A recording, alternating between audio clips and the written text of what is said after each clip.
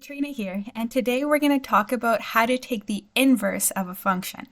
So I've written out the 4 steps for you over here, and then we're going to go through an example together. So the first step when you're trying to find an inverse of a function is to write y instead of f of x. You're then going to go and have x and y swap places within your function.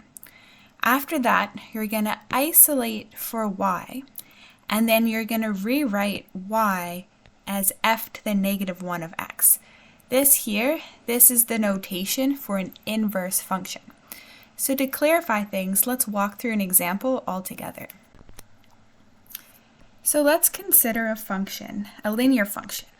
F of x equals to 2 minus 5x. And let's go through all of our steps. So step 1, we're going to rewrite f of x as y. So now we have y equals to 2 minus 5x. The next thing we're going to do is we're going to have x and y swap places.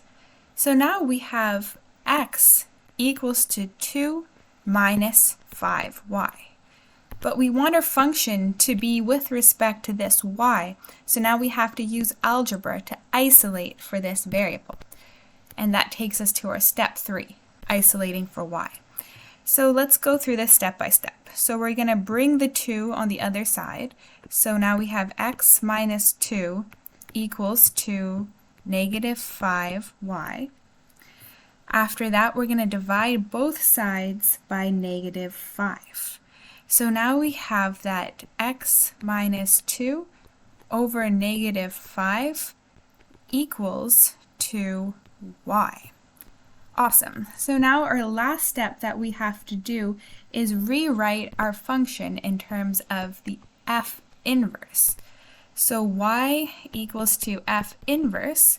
So that means that f inverse of x equals to x minus 2 all over negative 5. So we can rewrite this function now in a way that's a little bit clearer and is easier for us to understand what's going on in terms of the properties of this function. So let's rewrite this. So we can have this now as negative 1 over 5x. So we're taking this first part, and then we have plus 2 over 5, because for the second term our 2 negatives are going to cancel out. So let's take a second and appreciate what we've just done. So we started off with this linear function over here. We can rewrite this in terms of our y equals to mx plus b notation. So we have negative 5x plus 2. That means that we have a slope. Our slope equals to negative 5, and then our y-intercept equals to 2. And now let's go and take a peek at what we've just done.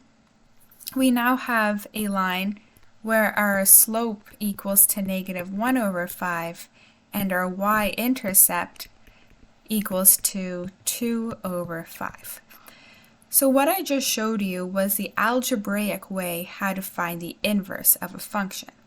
However, the inverse of a function is also the reflection across the line y equals x. So say we have our Cartesian coordinates here, and then we have our line y equals to x. When we take an inverse of a function, we're reflecting it over that line. So I'm going to show you in Desmos right now what this looks like for us.